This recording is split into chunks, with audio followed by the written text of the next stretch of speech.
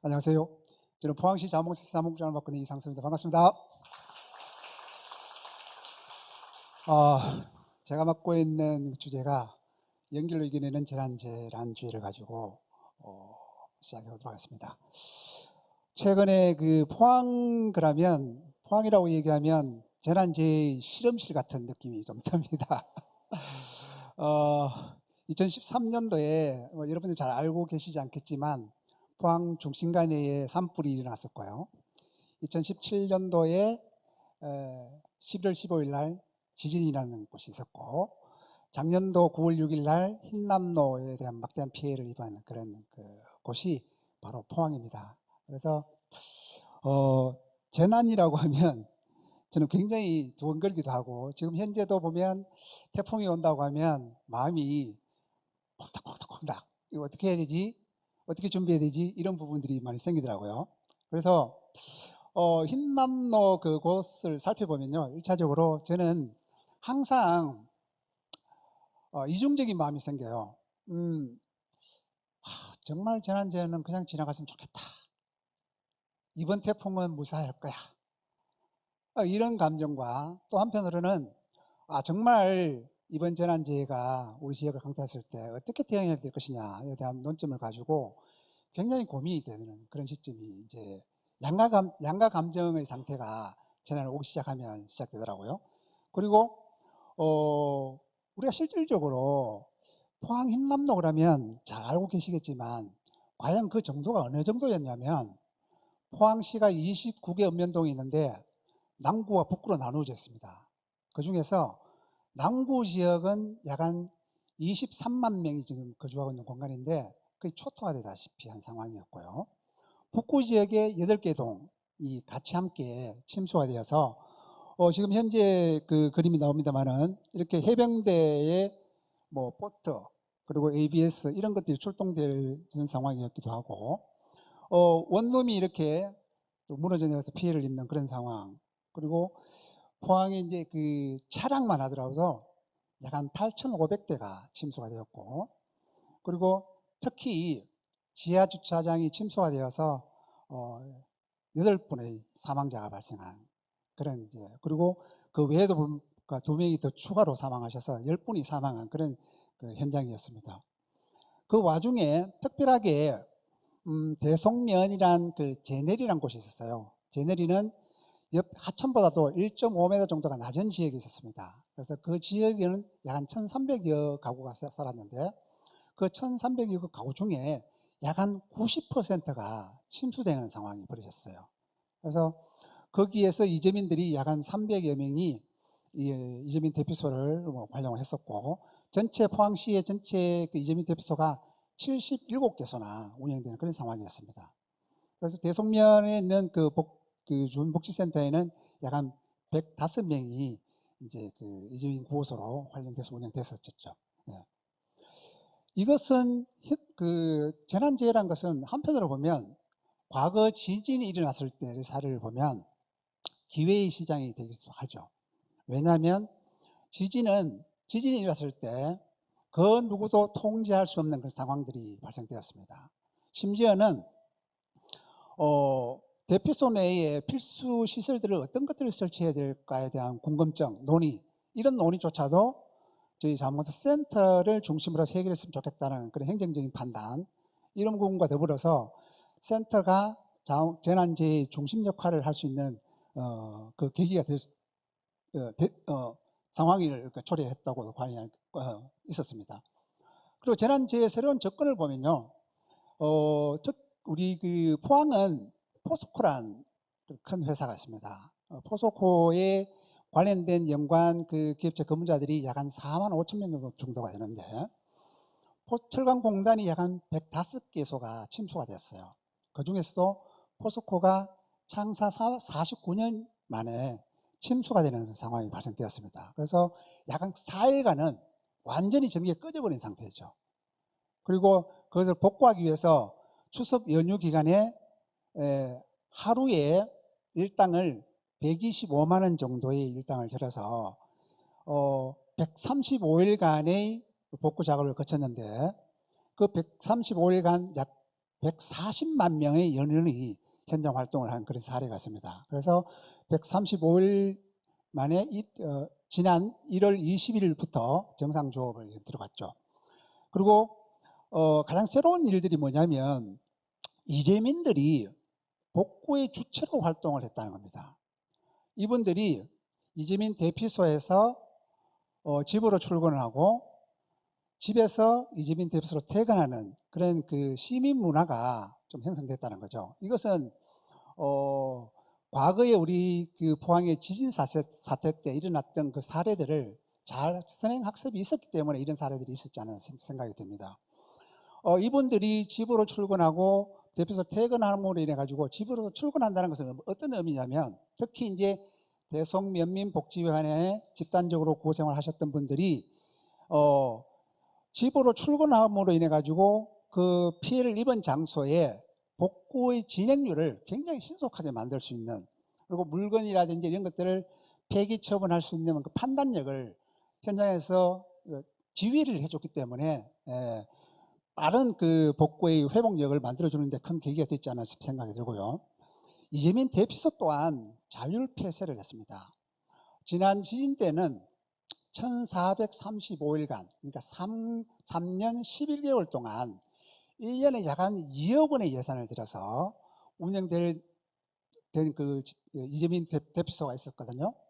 그에 반면에 이번 흰남 롯데 대송면민복지회관은 약 한 54일간 대피소를 운영하고 대피소를 이용하시는 분들이 자체적인 그 자조조직을 만들어서 자율적으로 수관 공무원들과 그리고 자원봉사의 노고를 취하하면서 자율적으로 10월 말경에 자진 운영 종료를 요청을 했습니다. 그래서 자율적으로 폐쇄할 수 있는 그런 계기가 됐었고요. 시민 정서 또한 굉장히 많은 변화가 있었습니다. 어떤 변화가 있었냐면, 포항의 정서를 인터넷 검색을 쭉 해보면 포스코란 그 포스코 홀딩스가 최근에 이제 생겼어요. 그 생기면서 본사를 포항에 유치해야 된다는 그런 그 시민적인 그 염원들이 있었는데, 그 염원을 관철시키기 위해서 어떤 현상이 있었냐면, 포항 시내에 붉은 현수막으로 거의 도배를 하겠습니다. 뭐 포스코 뭐 회장 뭐 욕설부터 시작해가지고 온갖 그런 현수막들이 나무에 있었는데, 그런 현수막들이 싹 사라지고 포스코를 다시 일으켜야 된다, 그런 격려의 메시지와 이런 것들로 현수막이 다시 바뀌어가는 그런 그 분위기가 조성됐었고요. 그리고 군인과 뭐 시민과 학교 모든 조직들이 포항시를 새로운 그런 재난 없는 안전한 도시로 만들기 위해서 함께 힘을 모았다는 그런 부분들이 있다고 할 수 있겠습니다.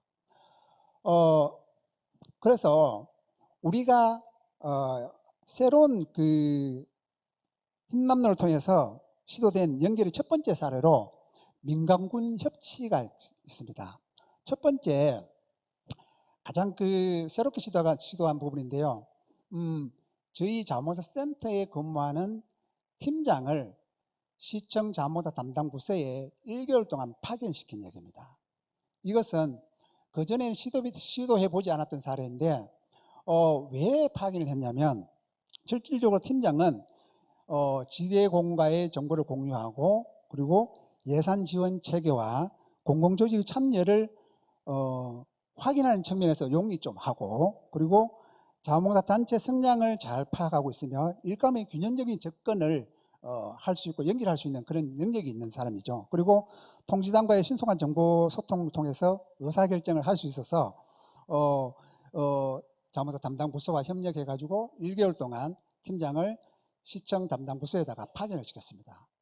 그 파견 이후로 군 협력관과 저희 자원봉사 팀장과 자원봉사 부서 관계자분들이 함께 합쳐서 외부에서 들어오는 인력과 현장에서 연계되는 자원들, 이 자원들을 적소에 활동할 수 있도록 연계시키는 역할을 했습니다. 또한 단체별 성향을 잘 파악하고 있다 보니까 어느 곳에 집중적으로 활동을 해야 될지에 대한 부분들까지도 세심하게 배치가 됐다는 거죠. 그리고 두 번째로는 재난 회복력을 위한 민간 영역 상호 연대입니다. 지난 그 지진 때의 경험을 토대로 해가지고 공동모금회와 복지관과 자문센터가 연계해서 사전에 재난 회복을 위한 기금을 조성을 했습니다. 그 기금을 조성을 하고 복지관에 있는 그 거점을 버릿지를 만들어서 복지관 담당자가 통지단의 현장에서 파견되어서 현장에 필요한 물품들을 적극적으로 수급 조정할 수 있는 그런 역할들을 지원하는 그런 시스템이죠. 그래서 현장에 필요한 물품들을 뭐 적시적소에 이렇게 공급할 수 있다 보니까 현장 복구 활동이 굉장히 용이하게 작용을 했다는 거죠. 두 번째는 뭐냐면 공동 모금에 대한 그 효과적인 운영 체계에 대한 잘 이용했다는 사례들이 있습니다. 무엇이냐면 복구가 어느 정도 진행되니까 그 이재민들이 도배장판에 대한 욕구가 생기더라고요. 이 도배장판에 대한 욕구는 재구호협회를 통한 기금으로 사용할 수가 없어서 공동모금에 대한 지정기탁을 시민들에게 캠페인을 진행했습니다. 그 캠페인으로서 모인 기금을 가지고 저소득층 기초수급 대상자 500세대에 대한 전수조사를 해서 그분들이 도배장판 사업을 수혜받을 수 있도록 했으며 그 활동에 대한 부분들도 도배장판 전문 사회기업을 연계해서 그 사업을 진행할 수 있도록 한 그런 그 민간 협력의 사례들이 있습니다.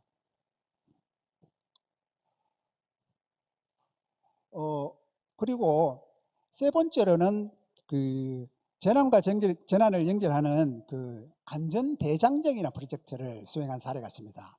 이것은 어떤 거냐면 포항문화재단에 보면 그 문화재생 활동가가 있었어요. 이 재생 활동가들이 11월 15일 지진이 일어난 날을 기점으로 해서 2022년 11월 15일 날 가슴에 0416 그리고 세월호를 기억하자는 0416과 그리고 지진을 기억하자는 1111로 그리고 그 다음에 힘남로를 기억하자는 0906과 지난번 10월 12일을 이태원 사태를 참사를 기억하자는 1029를 가슴에 품고 흥해 그 지진 대피소를 출발해서 21km나 되는 대송면 면민복지회관까지 걸어서 이분들이 이제 그 재난을 기억하고 재난과 재난을 연결하는 시민행동이 있었다는 그 사례들을 추가적으로 말씀드립니다. 그리고 힘남로 피해를 입은 그 재난 현장의 사람들이 가장 힘든 사람들이죠. 무엇보다도 어떤 한 할머니가 제가 현장에서 이제 활동할 때 2시간 반 동안이나 저를 붙잡고 하시는 말씀이 있었습니다.